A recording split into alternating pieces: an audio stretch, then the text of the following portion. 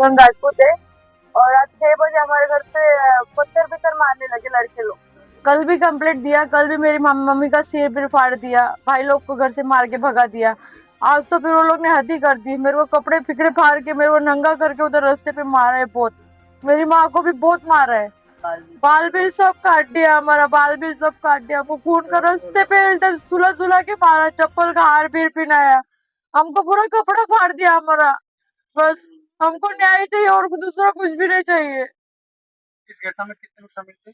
25 से 20 जन थे वो लोग, बहुत जन थे मारने वाले। 50 जन थे वो लोग, बहुत जन। विठलवाड़ी, अपना विठलवाड़ी हड़क में माता चौक पे शिवसेना ऑफिस में भी मारा हम लोग को, प्रमुख के सामने हमको मारा उधर शिवसेना ऑफिस में। कोई कुछ नहीं बोला, पुलिस के सामने जीप में से निकाल निकाल के मारा हम लोग को, तो भी कोई कुछ नहीं बोला। मध्यवर्ती पोलीस स्टेशन उल्हास 3 या ठिकाणी गुन्हा दाखल आहे।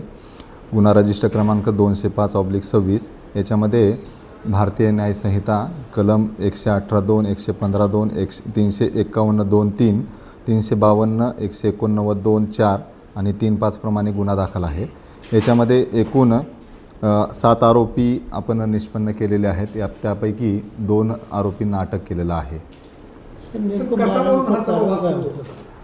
हे दोन्ही गट जे आहेत ते एका समाजाचे आहेत आणि त्यांच्यामध्ये त्यांच्या काही जातीच्या याच्यातून वाद झालेले होते आणि त्या वादातून हा परस्पर विरोधी 2 गुन्हे दाखल झालेले आहेत।